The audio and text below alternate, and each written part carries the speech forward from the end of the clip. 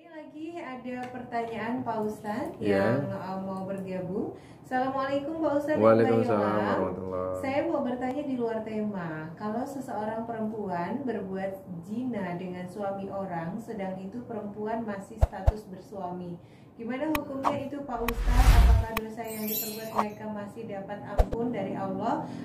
Apa enggak? Mohon penjelasannya. Terima kasih. Waalaikumsalam dari Ibu Yanti. Masya Allah. Astagfirullahaladzim. Di dalam Islam, orang yang punya suami, orang yang punya istri, atau pernah punya suami, atau pernah punya istri, berarti apa? Janda dan duda. Jadi orang yang sudah pernah bersuami dan sudah pernah beristri, kok kemudian melakukan zina, maka hukumannya dirajam.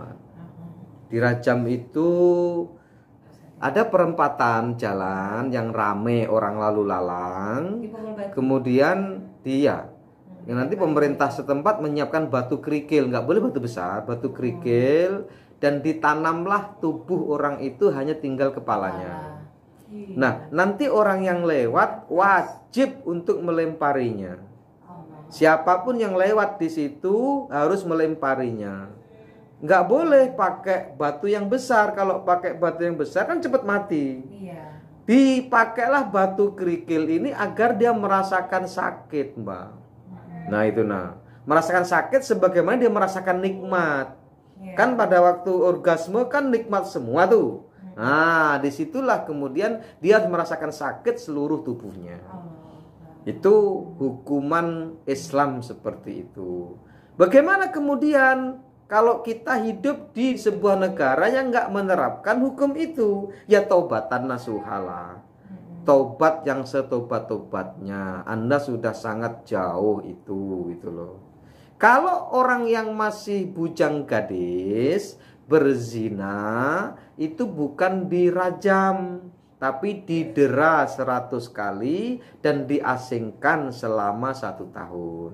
Nggak dibunuh, Mbak. Tapi kalau yang sudah pernah menikah dan memang dia masih punya suami atau punya istri, maka keduanya harus seperti itu. Tetapi prosesnya itu juga nggak gampang, Mbak. Di negara-negara Islam itu perlu proses yang panjang. Bahkan Rasul pernah dulu didatangi oleh seorang ibu. Ibu ini ngaku telah berzina dan sudah hamil. Ya Rasul, aku ini sudah berzina ya Rasul, tolong aku dirajam biar dosa zina saya hilang. Rasul berpaling. Maksudnya berpaling itu kalau memang nggak ada orang yang tahu, udahlah nggak usah ngomong, maksud Rasul begitu. Taubat aja kamu, udah pulanglah kamu pulanglah. Sekarang pulanglah sampai kamu melahirkan. Pulanglah perempuan ini sampai dia melahirkan. Begitu melahirkan, datang lagi sama Rasul, aku sudah melahirkan ya Rasul, aku tolong dirajam ya Rasul, karena saya sudah menyesali ini perbuatan ini. Dan memang di hukum Islam begitu, baru hilang dosa zina kalau sudah dirajam. Seperti itu sebenarnya. Harus mati dia, Mbak, gitu loh. Makanya saya pernah dulu menulis sebuah artikel itu saya terbitkan di sebuah koran gitu kan. Berapa banyak orang yang dianggap mati masih berjalan. Itu. Jadi pendengar DBKM di mana berada, orang-orang yang pernah berzina itu sebenarnya di mata Allah itu sudah mati. Punya istri atau pernah punya istri, punya suami atau pernah punya suami.